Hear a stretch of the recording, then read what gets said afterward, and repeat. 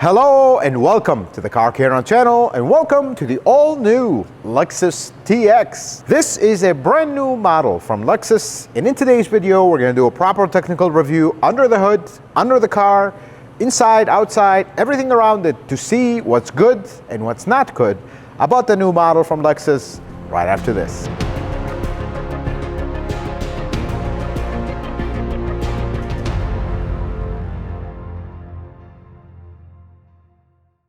Let's start our technical review under the hood. First, the Lexus TX has a possibility of 3 powertrain options. This is the first one, the TX 350.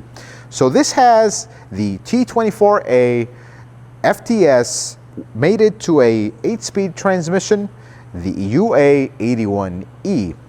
Pretty familiar drivetrain now because it's basically the same as the Grand Highlander, the same as the Lexus RX 350 and other models here and there. The second powertrain is the TX 500H, exactly the same as the RX 500H. So you have the same engine, the T24A, made it to a kind of a different hybrid drivetrain meant for performance a little bit. It is the PC60, which is actually a 6-speed transmission. Pretty interesting transmission. Talk a little bit about it here, how that system works. And then the third one is a surprise, a very big surprise.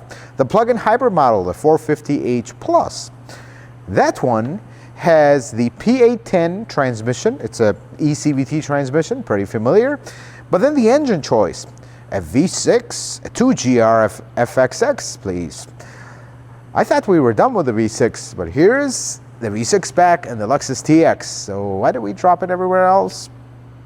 Yeah, let's get past that. Let's dig into this engine, the T24A, because that's the most common engine in this, other than the glorious V6, which we're going to touch on in a little bit here. This engine, mechanical construction, does have a plastic valve cover, pretty standard among the automotive industry. This one happens to be of the better built quality. I think it just feels better compared to other manufacturers. The cylinder head is a 2-piece cylinder head. You have a cam cradle at the top, which have the cams. Then you have the cylinder head itself that has the valves. This does have hydraulic lifters, roller rockers, all the good stuff. Now, the block is an aluminum block, spiny or spinny liners. You can't really replace them. Once you damage them, you need a new block. That is the downside. The good side is they're really robust and strong unless you severely neglect them on maintenance. Now, this engine does have Toyota's D4S, or same thing with Lexus, the same company.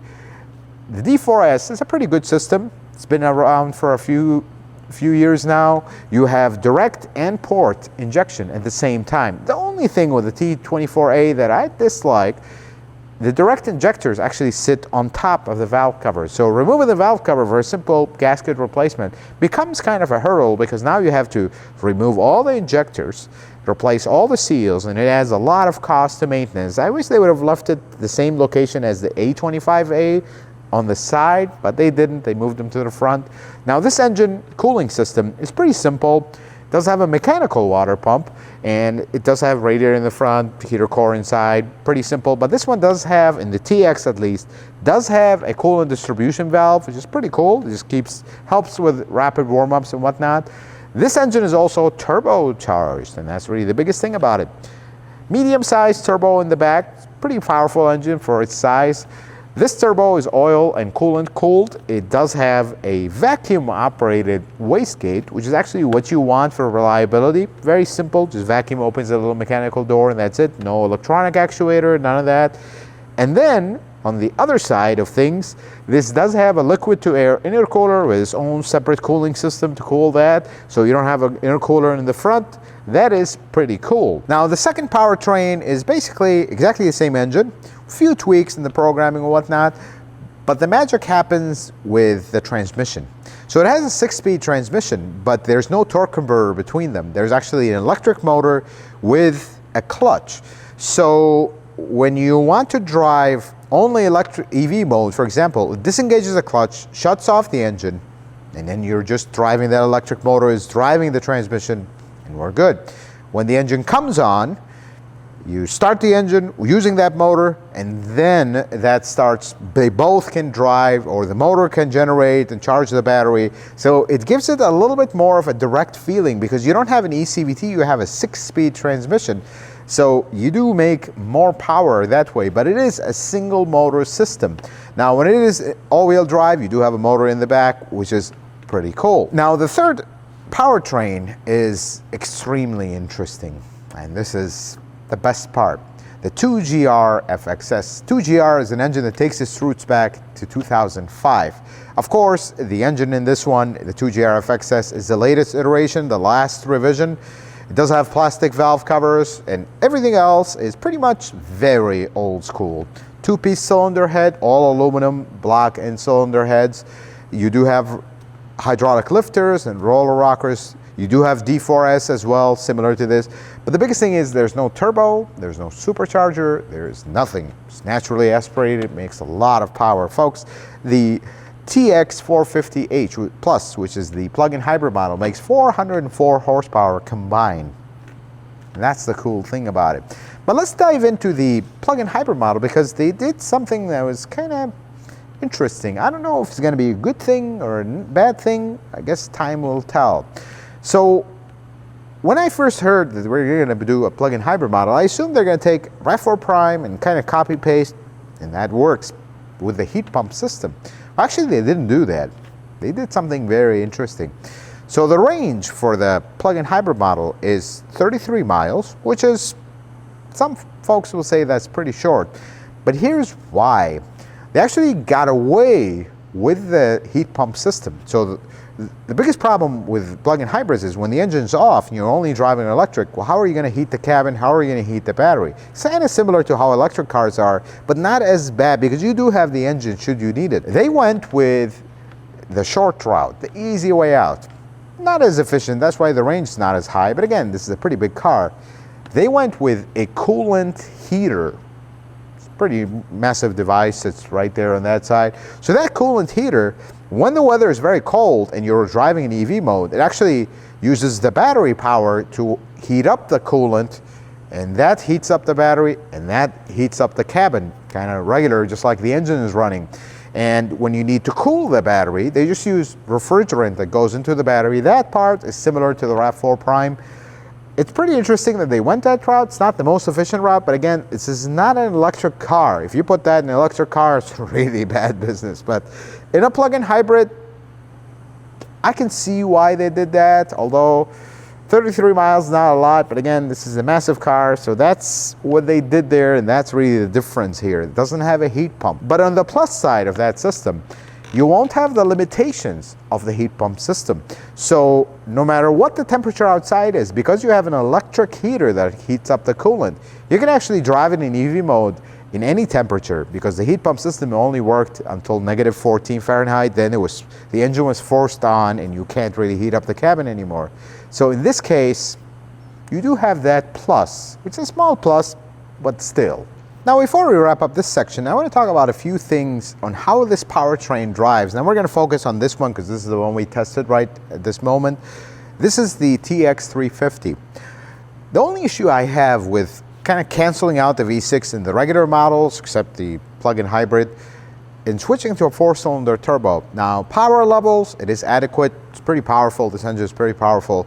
But because it's a small engine that makes a lot of power, it is high-strung is the word I'm going to use here. So basically, you drive this nice, quiet car. Similar problem with the RX or the new RX. You drive this nice, quiet car. This engine is too buzzy, and it takes away from the experience. Now, when you go on something like the Grand Highlander, it's not exactly the quietest car in the world. You expect that buzziness, and it's okay. But this is a premium car, and you hear the sound of this engine and how quiet this interior is. It takes away from the experience, and that's the only problem. But the good thing is you do have an option of a V6. So hint, hint, that's the model I would go with if I were you. But then let's talk about some observations as a mechanic looking around here, and there's a few interesting things here. First thing is, business as usual with Lexus. Build quality is very high, and the materials, even though this is a prototype, everything feels right. And that's I am happy to report that they did not cheap out on things, and that is good, especially things that matter here. But there are a few interesting things. There is a copy and paste effect going on with the TX. We're going to talk about it more when we talk about the interior, but that copy and paste business kind of went on here as well. For example, this has two hood latches, and then this very interesting spring right next to it. The NX also had that, the RX has that, and then the TX must have that. Then the other thing is the radiator cap. Now, it's nice to have a radiator cap, you know, something separate and beautiful and great. But then if you notice, the neck is like super long and just extends way too far, and when you're servicing this car one day, is literally standing in your way. I don't know why they did it this way, and I feel like it has to do with the copy and paste. Maybe the model they copied from had that, and we're like, it'll be fine, let's just put it here. It just looks completely out of place. And folks, other than this, there's something about the driving and feel of this car. Now this is, for all intents and purposes, this is a Grand Highlander that is made nicer, quieter, different copy-paste effect. Again, we'll talk about it in a little bit.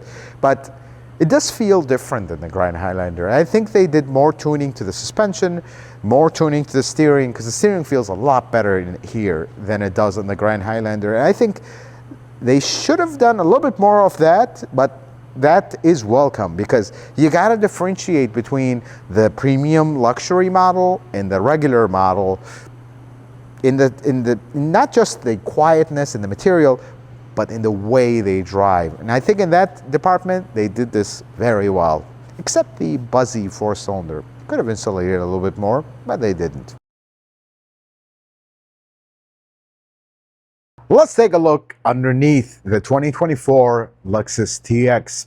It's all covered up, and that is pretty standard with newer cars. You do have a little vent here for cooling, which is pretty interesting. This is actually where the oil filter will be. You can actually see it, kind of sort of see it.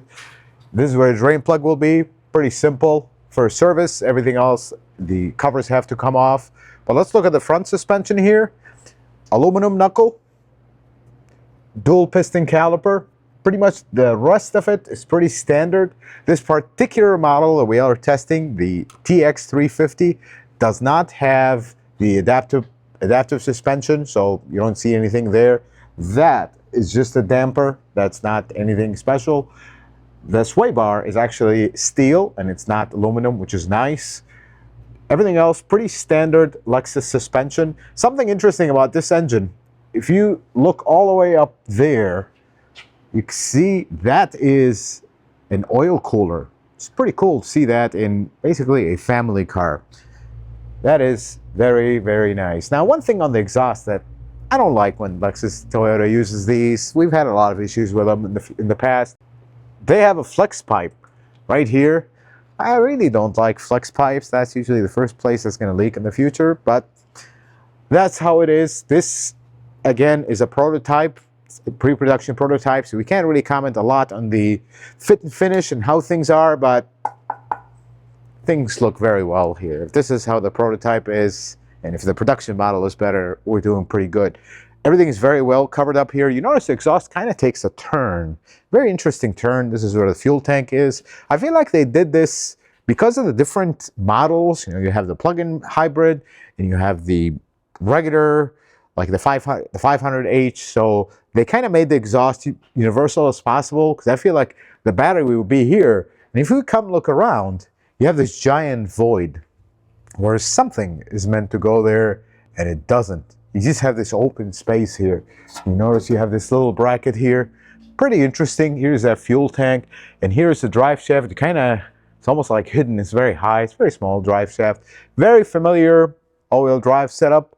This is the viscous coupler. I do have a video explaining how these work exactly. I'll leave it right here, but small differential. It's actually a cute little differential for such a large SUV, because this is not meant for off-roading. This is just meant to get you around town in some bad weather or whatnot. But we look at the rear suspension. Very familiar rear suspension with Lexus models lately. You do have a steel lower control arm. Some of the arms are steel. The knuckle is aluminum. This sway bar has a very interesting, sway bar link has a very interesting shape, and it is aluminum here. Don't know why, they kind of mixed and matched. All the arms are steel. This one is aluminum and the knuckle is aluminum. Single piston caliper in the back with a parking brake integrated on it. Pretty interesting there. There's something about this car. Now, I don't know if it's going to change the production model, but what I'm seeing here in this prototype, Lexus now is joining everybody else with this being wide open. I don't understand why. I mean, you literally can see the sensors here, and on top of that is a blind spot monitor sensor. You literally can see everything, and everything is just going to get caked up in there, and we have issues. And you notice here something also they love to do, and I wish they would cover. AC lines for the rear HVAC go right here, and here are the heater hoses. I wish they would cover this area better, because this is something actually known to corrode and cause all kinds of issues in the older models. And here we still have it wide open, kind of coming into this angle. Wish they would do that a little better, cover this area. Same thing here, just wide open. Wide open here. Everything is open. I wish they would cover this up a little bit for longevity's sake. And then the exhaust just comes into one muffler, two exhaust tips. You notice the tips don't actually come out. They're just kind of hidden, and things are pretty normal. Now, let's look at something very interesting, at least to me. First, this massive 22-inch wheel. Look at it some more. But this particular one has lug nuts, not bolts. Lexus and Toyota are slowly switching to lug bolts, which we really don't like. But this one still has the old school design, which worked very well, and I hope they continue to use it because it's great. Let's look at the outside of the 2024 Lexus TX. There's one thing I want to say. This is not going to win the best looking Lexus in 2024 award. More like the opposite of that. This started life as a Grand Highlander, and when they transformed things, something just didn't work. Long story short, I don't like how it looks. I think it just looks odd. Finally, they're slowly starting to get away from their giant spindle grille. That will make some folks happy. I've never had an issue with the spindle grille, but I am just one person. They're starting to make it more subtle. But in the transition from the Grand Highlander to this, I feel like this is what happened. The nose was too low, and then they added this hump here. If you notice, the hood has a significant hump here, and then it comes down. And that's what gives this car kind of an odd look. I feel like if the hump was not there, maybe it would have been better, but it would have been too low of a nose. It would have also looked off. The headlights look nice, but they're also very basic for a luxury car. I mean, it's just kind of the L extends here, and that's about it. And then there also, Lexus is following Toyota in that. Lexus badge here, radar cruise control sensor is there. So they're starting to switch, and you have this panel here that has the logo on it. Interesting that they're kind of following the Toyota side more because this was a Grand Highlander, but doesn't look the best, at least in the front, at least in my humble opinion.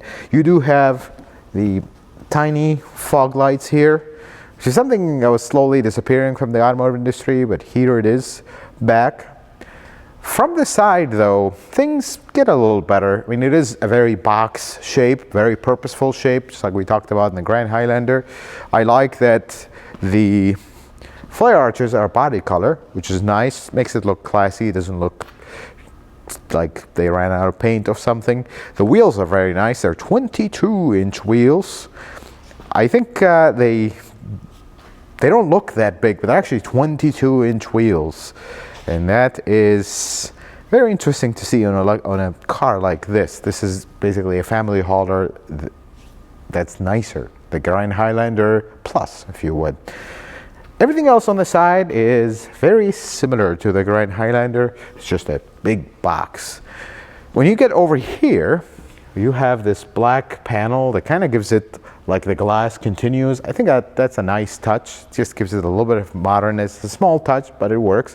And then of course, this is a Lexus, so you can lock the doors in the front and the back, but that comes with the Lexus's other special feature.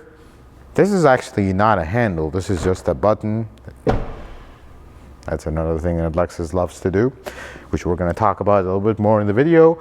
Remember, this is a pre-production prototype, so the fit finish is not perfect, and this is not the final product, so this doesn't look very nice, but we're hoping the final production model, this will look nicer. We come to the back, and this is where I think things get better. They're still not, it just looks, there's something off. This taillight is a bar taillight, looks very nice and very luxurious, but the overall look of the back just kind of doesn't match the taillights. And that's the problem with the transition from the Grand Highlander to this. They kind of took the same body proportion, didn't really change a lot, and just put their copy, paste Lexus effects, and let's do this. Lexus is written out, it looks very classy, and I really like that Lexus is doing this. The badges are not all over the place. They do write all-wheel drive, TX 350, and that's about it. They don't have 17 badges. That's something that's coming kind of the norm in the automotive industry. Just like the Grand Highlander, there's absolutely no bumper here. You hit anything, you're going to hit the back door, and that could be an issue. And then something else, it's actually more clear with this darker side of the car right here. There's this very interesting body line. It starts very high, and it kind of goes down, and then it continues. And if you follow it, it actually continues, and then it does this. This is where the Grand Highlander ends, and the TX starts. It just makes this hump up, and then it goes straight. Looks very strange, this line, especially when you look at it here. It just kind of dips down, and then it keeps going. Looks very correct here, but in the front, it looks a little odd. Let's take a look at the back area here. Power door, of course, with the integrated motors and the shocks. This is pretty standard in the automotive industry these days. What I do like here is these LED lights. I think they're really cool. It's a good idea. It kind of lights up your immediate area. But here's where the copy paste effect, we're going to call it in this video, kind of went on overdrive. I like that this says Lexus right here, but again, this didn't fit all the way across because you has the striker here, so we put another one. So in case you, whichever direction you're looking at, it'll say Lexus. I think this is a little overdone and overkill in my opinion, but that's okay. And then there is the little strap. This doesn't feel anything like Lexus. This is exactly the same from a Grand Highlander, but this little strap got the Lexus touch. Underneath it, you have some storage area, because if you peel this entire thing off, which is very, very complicated to do,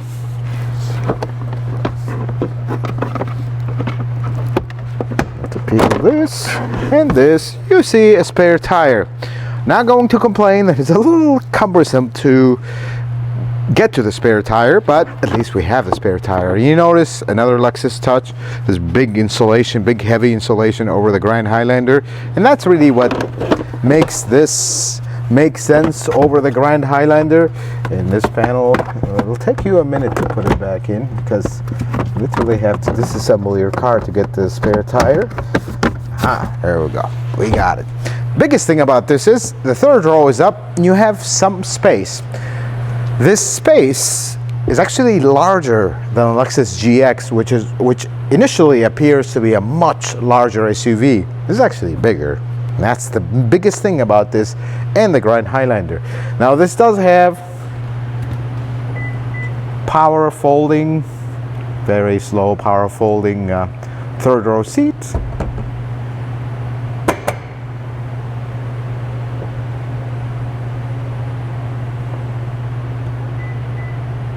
And now you have a lot more space. And then the second row seat.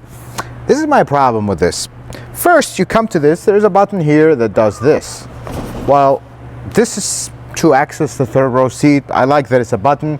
It's just actually kind of an actuator that pulls the latches and it actuates it. But then you pull this, it also does the same thing.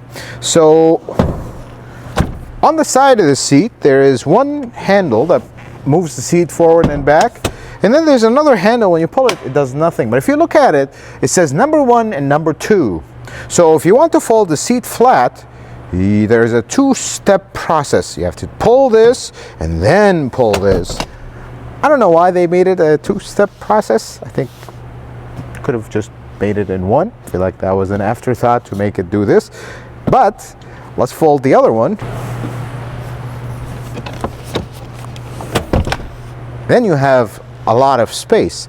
A little bit high space because these seats are a little high, but you do have a lot of space, and that's one of the reasons you would look at a car like this. Let's take a look at the interior of the Lexus TX. And to sum this up in a few words, here's what they did. They took a Grand Highlander, they took a scraper and scraped all the interior away. Then they got the interior from the Lexus RX, they put it here. It was too short, so have you seen when you take a picture and you stretch it this way? It doesn't look great, but it works. That's what they did here. Because this is literally copied and pasted from the Lexus RX. They could have done a little bit more here to make it just a little unique, but they did a few things, which we're going to talk about here. Let's review the Lexus RX stretched model. The gauge screen. It is, for lack of a better word, useless. I'm sorry, there's no other way to say it.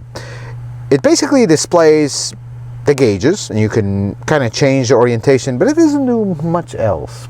And this is a problem with gauge screen. If you can't display the map here in full, there's not really a reason for it other than just looking cool. And looking cool starts driving car prices up. That's the unfortunate truth. And then, this is another thing I don't like about this, the steering wheel controls. Nobody ever complained about Lexus old school steering wheel controls. They did everything you had, volume, skip track, answer the phone and whatnot. It was great until they decided to go with the heads-up display version of that. So basically, when you hover your hand here, it shows you in the heads-up display what's going on and what controls you're in, and there's a little button at the bottom that changes what commands they are. It's cool on day one, but then when it becomes super distracting, it's not cool. And I don't know why they went with this. There was nothing wrong with the old ones. Why change it? So they just change it for the sake of being cool, and it doesn't really work as well in the real world. Then we move on to the infotainment system, which I was one of the people that was very happy when they finally updated their infotainment system. I love this big screen, and I love these temperature dials that it's actually part of the screen. It looks very cool.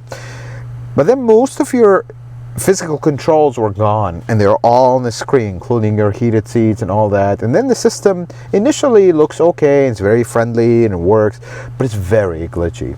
And one of the biggest things of this was supposed to be the over-the-air updates, but they still don't come fast enough. I mean, phone updates happen almost daily, and by the time your phone updates, it has compatibility issues with this, and the update comes months later, and we're back to the same thing. You'll always have compatibility issues, and the system is glitchy. I wish they would work on this. It's a step in the right direction, but it's not 100% there, and that's just the reality of it. And now all your physical controls are gone. You do have some buttons here, which is nice, like your brake hold, auto on off, drive mode, traction control, whatnot, but everything else is here. You do have only two buttons: defrost, front defrost, rear defrost. I suppose that is nice to have, so they're easily accessible, unless you live in an area where there's not really cold weather. Then they kind of do nothing. You're just going to look at them and they do nothing. Volume in the middle, which is nice. The one thing, and this is the same thing with the RX, the start button is in a very unnatural position. You have to literally, you're assuming it's here. No, it's all the way up here, and in this car being bigger, it's even a bigger reach. That's one thing I wish they would have just figured something here, but again, it wouldn't have worked with the copy-paste theme. Center console, I do like that they open both ways, because if the driver is here and you need to reach something, the passenger could just open their side and reach. That is actually a nice feature. The biggest thing is, this is a huge center console, and I like it. I'm noticing a lot of cars, they're getting smaller and smaller and smaller. This one is huge, and that's nice. Now, In the middle here, you do have a little hidden compartment here underneath the wireless charger, which is nice. And then this is the only Lexus TX Touch that they worked on. They're very proud of it. And we will break the code of silence on this channel, and we will talk about the forbidden stuff that we never talk about. The round object where you put round things in, it has a button where you can actually remove it. And that's the end of the things we don't talk about. There's two of them here, two of them in the back. You can remove them for whatever reason. It does, I can see actually the reason. You can remove them and it makes this area kind of wide open when you don't have round objects to put here. That's the end of that. Then we talk about the safety systems here. Now this is, again, I told you this was a copy paste because it's literally a copy paste. The safety systems here, while they are great, if you are a distracted driver, you're not really a good driver. But for someone who is a normal driver, not great, not bad, but just average driver, they were very annoying. And you end up turning all of them off just so it wouldn't constantly be beeping at you. But then you paid for them because most of them are standard, and it's like, well, over here on top of the steering wheel, there is an infrared camera that is always watching your face. Every time you're distracted, it's gonna start beeping at you. But so is this. If you put your hand here, you obstructed it, it's gonna start beeping. And then you're turning right on an intersection. You're stopped completely. You're watching the car pass by. It'll start beeping, showing you that there's a car passing by. Well, I know there's a car passing by, that's why I'm not going, I'm stopped. But it'll constantly be beeping for one thing or another. It does get annoying if you are a good driver. However, if you're a distracted driver, they're really good, because if you do not stop because there's a car passing through an intersection, it'll actually stop the car, and that is nice. But again, please don't be a distracted driver, be a good driver. So these safety systems don't have to drive for you. That is the general advice here, folks. And the last thing we're going to talk about is the door handle situation.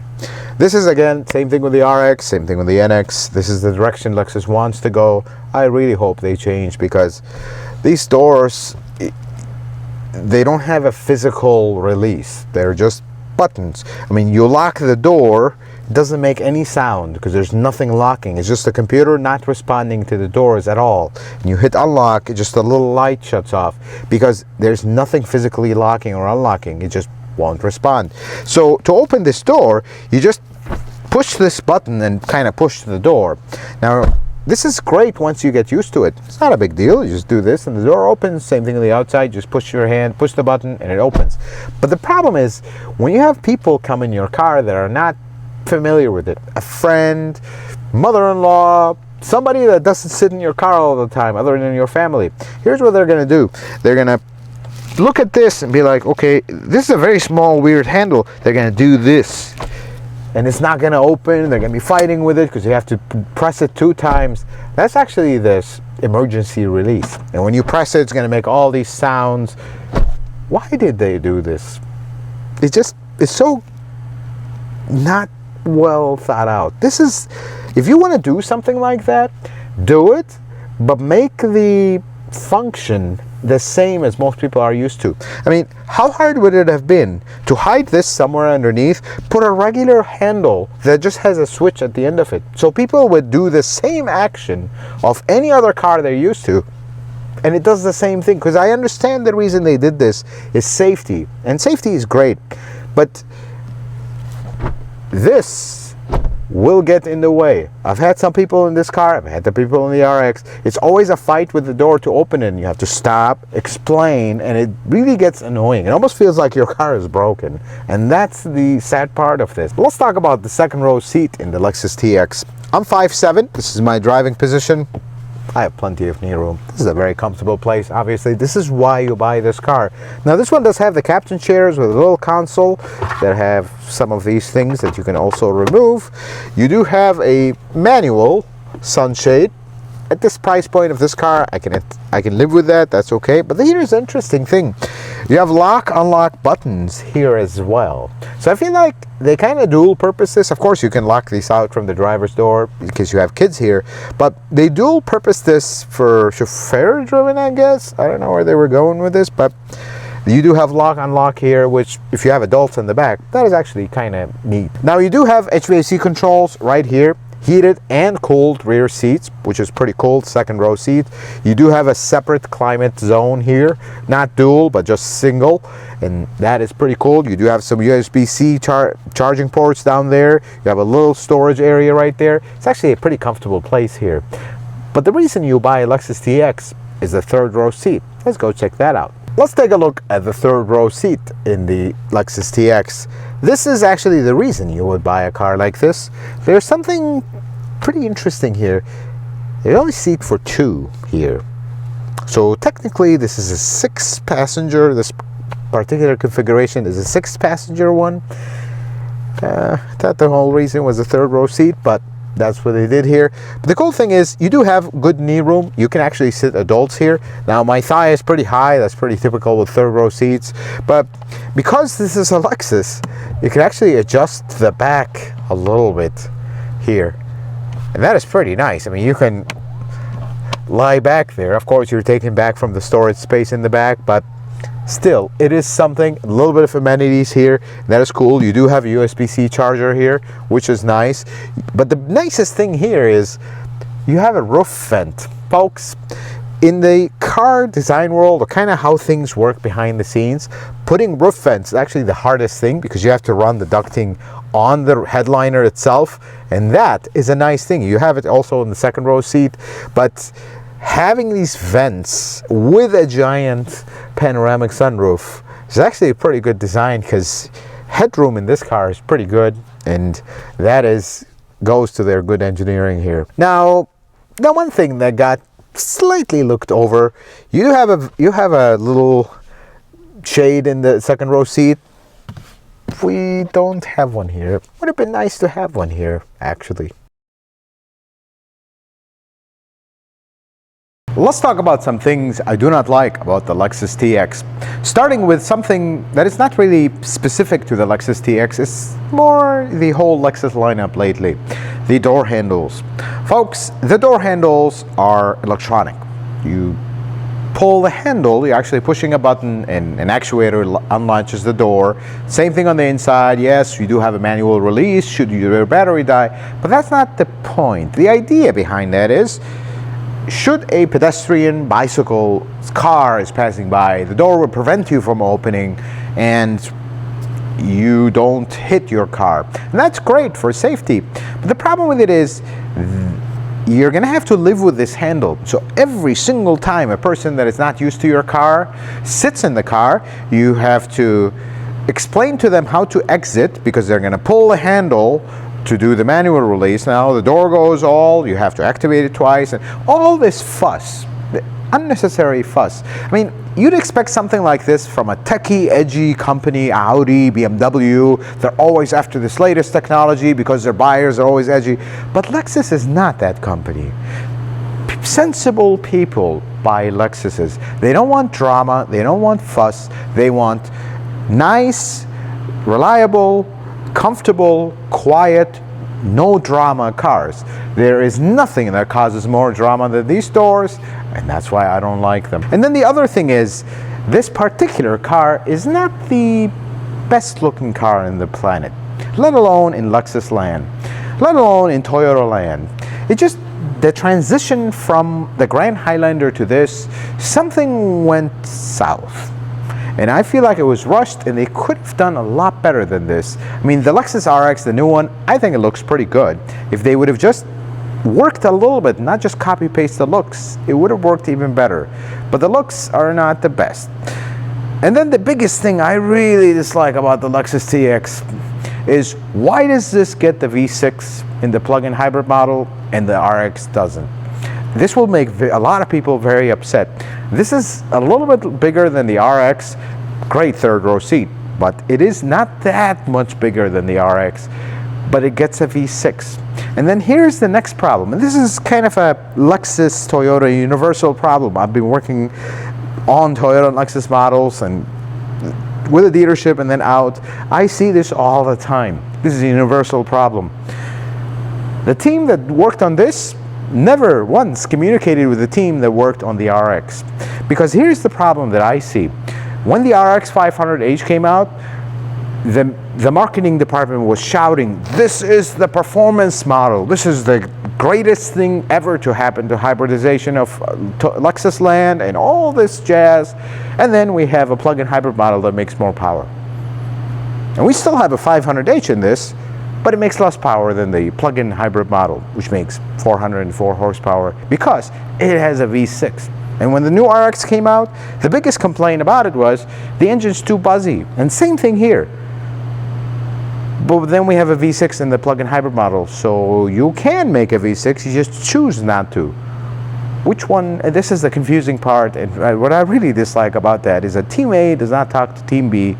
And why does the regular model not have a V6 then? Do you see my point here? So should you buy a Lexus TX?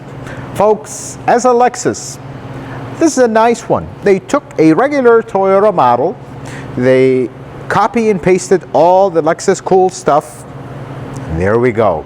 The final execution though does have a few issues. Not major issues that are going to affect the car from a Lexus buyer standpoint, but the looks, they could be better. They could have worked a little bit on that to make it nicer. That could change easily.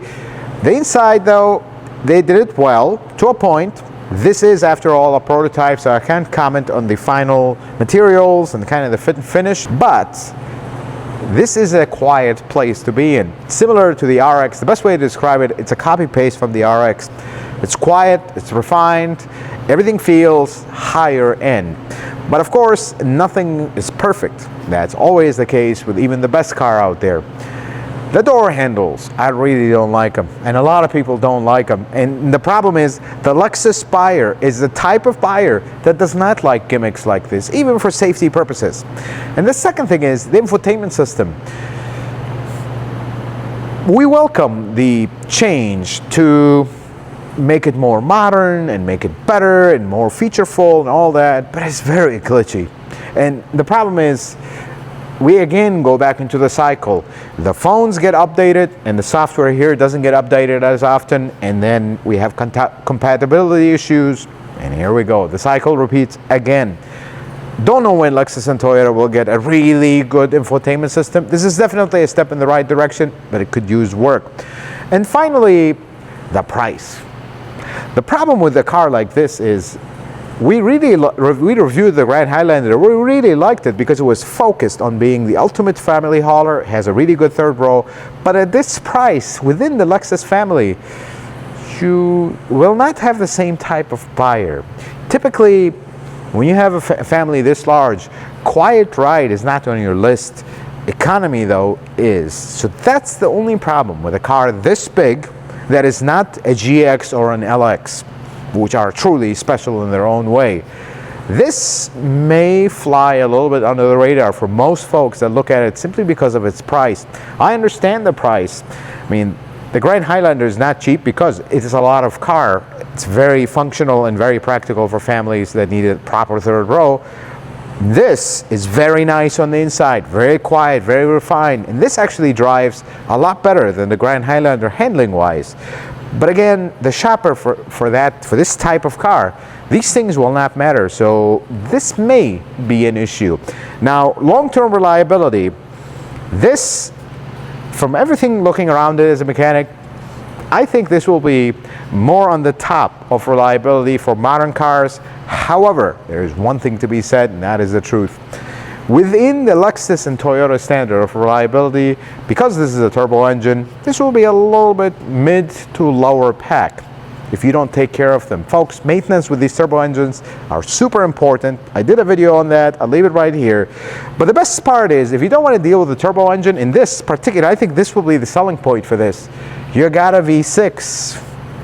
I just hope that V6 re-trickles back into models like the RX that should have had a V6 one way, shape, or form. That's I think the best thing about the TX is the V6, at least in my humble opinion. Folks, I hope this video was helpful and informative. I hope you learned something new.